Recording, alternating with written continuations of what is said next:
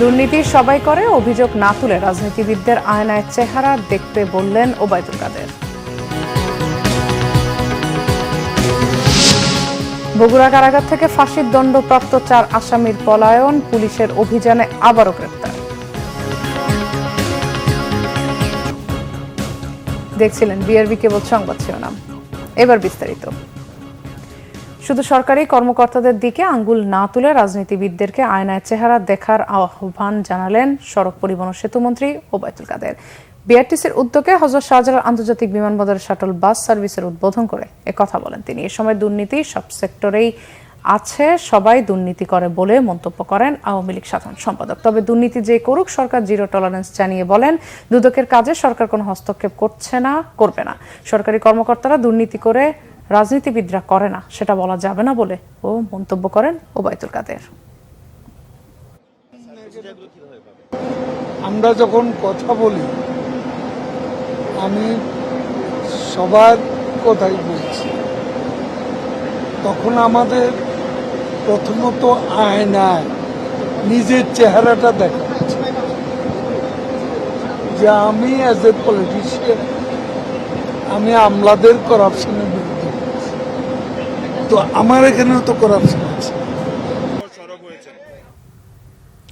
বাংলাদেশের সাবেক সেনাপ্রধান জেনারেল আজিজের বিরুদ্ধে ভিসা নিষেধাজ্ঞাকে গণতন্ত্র ও আইনের শাসনের প্রতি যুক্তরাষ্ট্রের প্রতিশ্রুতির প্রতিফলন বলেছেন মার্কিন প্রতিরক্ষা দপ্তর পেন্টাগনের মুখপাত্র জেনারেল প্যাট রাইডার।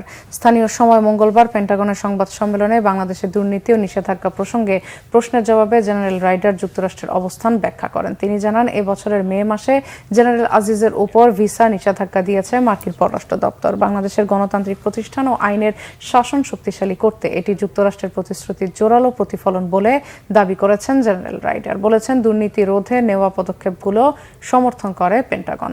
রাইডার আরও জানান, বাংলাদেশের সঙ্গে যুক্তরাষ্ট্রের ঘনিষ্ঠ দ্বিপাক্ষিক সামরিক সহযোগিতার সম্পর্ক এবং অভিন্ন স্বার্থ ও মূল্যবোধের ভিত্তিতে অংশীদারিত্ব আছে। আগের দিন মার্কিন পররাষ্ট্র দপ্তরের সংবাদ সম্মেলনে বাংলাদেশের পুলিশ সার্ভিস অ্যাসোসিয়েশনের বিবৃতির নিন্দা জানানো হয়। বলা হয়েছে, সাংবাদিকদের দায়িত্ব পালনে যে কোনো ধরনের হয়রানি ও ভীতি প্রদর্শনে যুক্তরাষ্ট্রের আপত্তি আছে।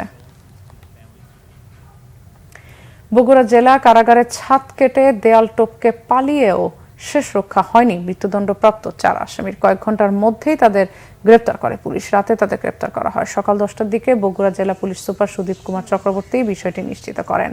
ফাঁসির দণ্ডপ্রাপ্ত 4 আসামি হলেন কুড়িগ্রামের নজরুল ইসলাম মঞ্জু, নরসিংদীর মোহাম্মদ আমির হামজা, বগুড়ার ফরিদ শেখ ও মোহাম্মদ জাকারিয়া। পুলিশ জানায়, বগুড়ায় কারাগারের ছাদ কেটে পালিয়ে যাওয়ায় কয়েক ঘন্টা মধ্যে তাদের গ্রেফতার করে পুলিশ। ভোর 4টার দিকে শহরের চেলোপাড়া চাষিবাজারের সামনে থেকে তাদেরকে গ্রেফতার করা হয়।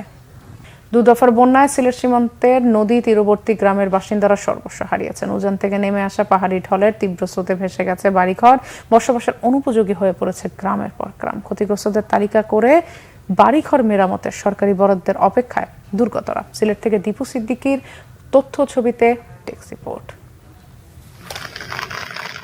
গত 29 মে আর 15 জুন পর্যন্ত 2 দফা বন্যায় সিলেটের গোয়াইনঘাট কোম্পানিগঞ্জ পর্যন্ত অন্তত 10টি উপজেলা প্লাবিত হয়েছে। রাস্তাঘাট, বাড়িঘর তলিয়ে ক্ষতিগ্রস্ত কয়েক লাখ মানুষ। বন্যার পানি কিছুটা কমতে শুরু করায় ভেসে উঠেছে ক্ষতচিহ্ন। বানের পানির তোড়ে রাস্তাঘাটের যেমন ক্ষতি হয়েছে, তেমনই নষ্ট হয়েছে নদী তীরবর্তী বিভিন্ন স্থাপনা ও বাড়িঘর। আশ্রয় কেন্দ্র থেকে ফিরেই বিপাকে পড়েছেন সব হারানো মানুষগুলো।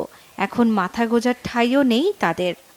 চুনাই চাউলও নাই, ডাইলও নাই, গরুর মাঝে কোনটা নাই, বন্যা খালি পানি খাইতাম নি। বুধবার জাগা নাই, বন্দল বেটা ওরা আমি বেমারি বেটা কেউ কোনটা দিছি বলছে না আমরা রে বাবা, কোনটা পাইছে বলছে না, মাঠে ছাত্র হয়েছে করে দ্বারা লাখু দিলিছে দুয়ারে উড়ে বেড়া উড়া কোনটাও নাই, ওগুলা আছে ওনা আরে বন্দর মাথা খানো কোনটা পাইছে হয়েছে না সরকার তাকে।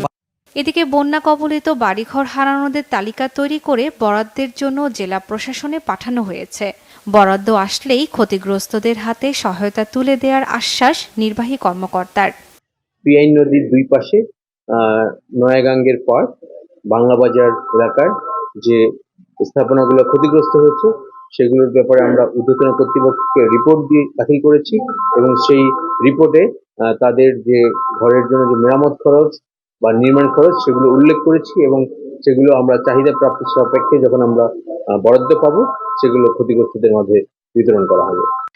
সহায়তা বরাদ্দে দ্রুত ব্যবস্থা নেয়ার দাবি বন্যায় ক্ষতিগ্রস্তদের। Bangla vision news desk. এই ছিল এখনকার মতো। পরের সংবাদ দুপুর 2টায়, এর আগে একটা রয়েছে নিউজ টপ 10 দেখার আমন্ত্রণ রইল। এছাড়া বাংলাদেশের সংবাদ ও সংবাদ সংশ্লিষ্ট অনুষ্ঠান দেখতে ভিজিট করুন www.bbnews24.com, facebook.com/banglavisionnews এবং সাবস্ক্রাইব করুন youtube.com/banglavisionnews। ধন্যবাদ সবাইকে।